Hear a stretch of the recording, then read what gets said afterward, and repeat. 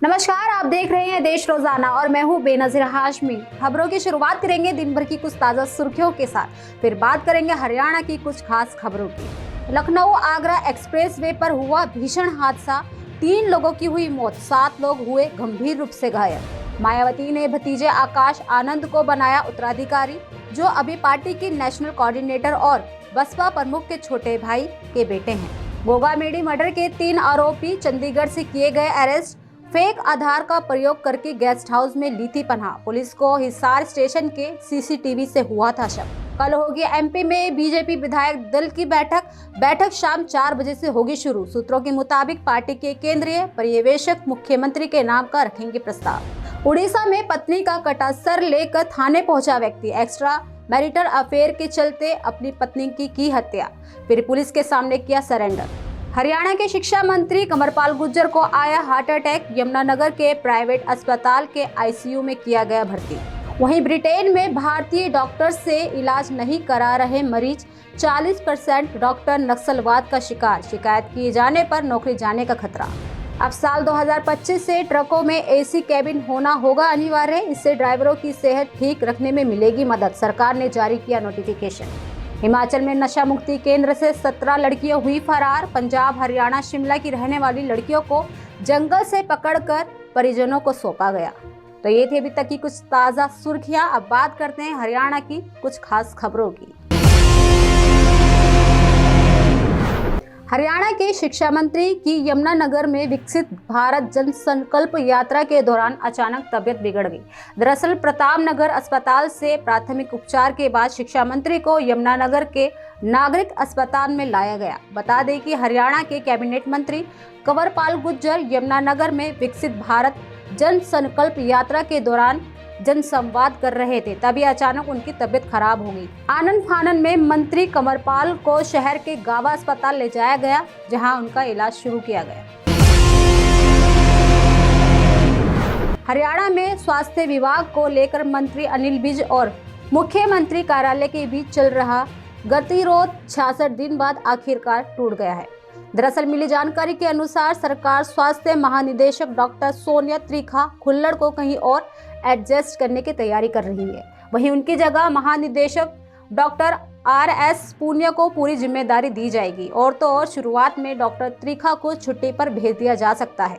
बताते चले कि विज ने 7 दिसंबर को मुख्यमंत्री मनोहर लाल से मुलाकात की थी।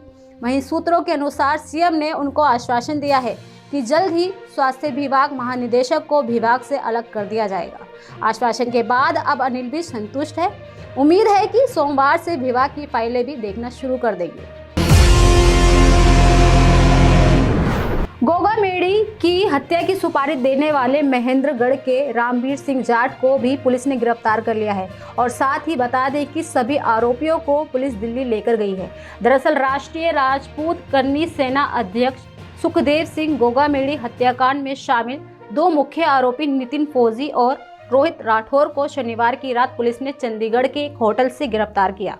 वहीं अब इस मामले में बड़ा खुलासा हुआ है। रविवार की सुबह चंडीगढ़ पुलिस ने सेक्टर 24 स्थित होटल में दबिश दी। टीम ने यहां होटल के रजिस्टर जांचा तो तीनों लोगों के बारे में जानकारी मिली। इस दौरान खुलासा हुआ कि तीनों आरोपी होटल में फर्जी पहचान पत्र के सहारे रुके हुए थे। होटल में रुकने के लिए आरोपियों ने अपना नाम देवेंद्र कुमार, जयवीर सिंह और सुखवीर सिंह बताया था। इसके बाद पुलिस होटल के रिसेप्शनिस्ट को भी अपने साथ ले गई। पंजाब हरियाणा हाईकोर्ट ने अमृतपाल सिंह के करीबी सरबजीत उर्फ दलजीत सिंह कलसी की याचिका को खारिज करते हुए टिप्पणी की कि हाईकोर्ट ने अपने आदेश में कॉन्स्टिट्यूशन ऑफ इंडिया के स्थान पर कॉन्स्टिट्यूशन ऑफ भारत लिखा है। वहीं संविधान हर नागरिक को स्वतंत्रता का अधिकार देता है, लेकिन यह अधिकार अंतिम नहीं है और अन्य लोगों की स्वतंत्रता के अधिकार की रक्षा के लिए इसे सीमित किया जा सकता है। बताते चले कि पंजाब हरियाणा हाईकोर्ट ने अमृतपाल सिंह के करीबी सरबजीत उर्फ दलजीत सिंह कलसी की याचिका को खारिज करते हुए ये अहम टिप्पणी की है, जिसमें खास बात है कि हाईकोर्ट ने अपने आदेश में कॉन्स्टिट्यूशन ऑफ इंडिया के स्थान पर कॉन्स्टिट्यूशन ऑफ भारत लिखा है। कुरुक्षेत्र में करीब 3 महीने पहले रेलवे स्टेशन की दीवार पर तलहड़ी के रहने वाले मलक सिंह ने सिख फॉर जस्टिस के संस्थापक गुरपतवंत सिंह पन्नू के कहने पर खालिस्तान के समर्थन में नारे लिखे थे। दरअसल बताया जा रहा है कि पन्नू ने उसे भरोसा दिया था कि नारे लिखने से कुछ नहीं बिगड़ेगा और साथ ही उसे ये भी लालच दिया गया था कि ऐसा करने पर उसे कनाडा बुला लिया जाएगा।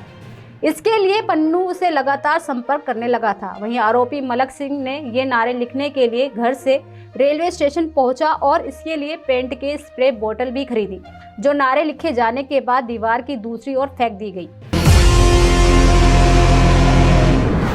विकसित भारत जन विश्वास रैली में पार्टी हस्तक्षेप के बाद रैली स्थल पर लगाए गए अधिकांश भाजपा नेताओं के पोस्टर भी खासे चर्चा का विषय है।